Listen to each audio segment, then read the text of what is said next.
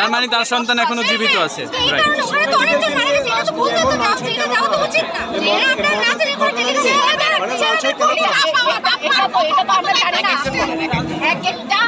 এটা তো আমরা জানি না। এখানে এক একটা স্টুডেন্ট প্রত্যেকটা স্টুডেন্ট বলতেছে আমরা তো আর কিছু বেশি চাইতেছি না, আমরা চাইতেছি যেগুলো যারা আমাদের যারা নিহত হয়েছে আহত হয়েছে আমরা তাদের একটা লিস্ট চাইতেছি। হ্যাঁ আমরা চাইতেছি আমরা এগুলা বাচ্চারা 60-50-এর উপরে তো অবশ্যই তারা স্পটে ডেড হয়ে গেছে। তারা বলতেছে এখনো 20 জন মারা গেছে। 20 জন কিভাবে মারা যায়? আপনারা যেখানে আপনাদের নিউজ চ্যানেলে তো আপনারা শুরু থেকে ছিলেন না।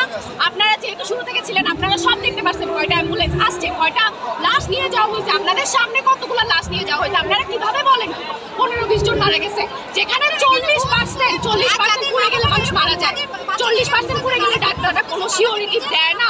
যেখানে 95%-90% মানে পুড়ে গেছে ওখানে আপনারা কিভাবে বলেন 20-19 জন মারা গেছে?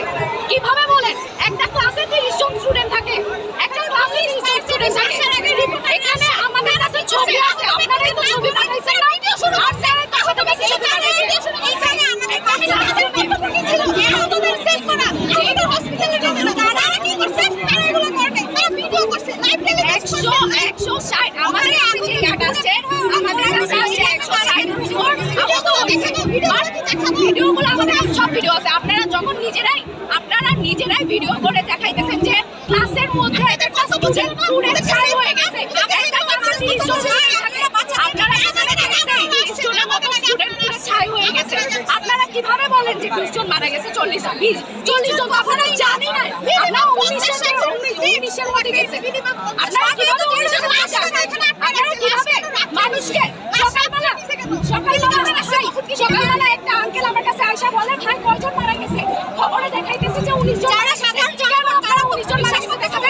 এখন বলবেন আমরা কি বলছি? আমরা চাইতেছি সাধারণ রাত বলতে কিভাবে করতেছে? ছেলেমেয়ের বাচ্চা অবস্থা কি সিচুয়েশনটা কি আপনারা যদি ভিডিও করে এখন তাদের বলা হয় না তাদের বডিটা কোথায়?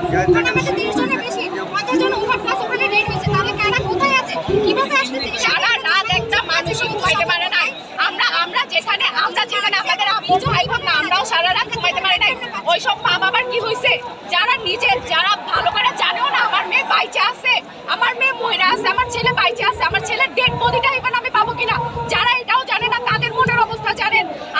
আমাদের একটা স্যার তার মেয়ে মারা গেছে, জানাজা দিয়ে আসছে। এটা কত বড় কষ্টের কাহিনী। সে মেয়ে হওয়ার পর সে মিষ্টি খাওয়াইছিল, পুরো ডিপার্টমেন্টকে নিয়ে মিষ্টি খাওয়াইছিল। তার মেয়ে মারা গেছে, তার কষ্ট লাগে না? আমাদের একটা টিচার মারা গেছে, আমাদের কষ্ট লাগে নাই?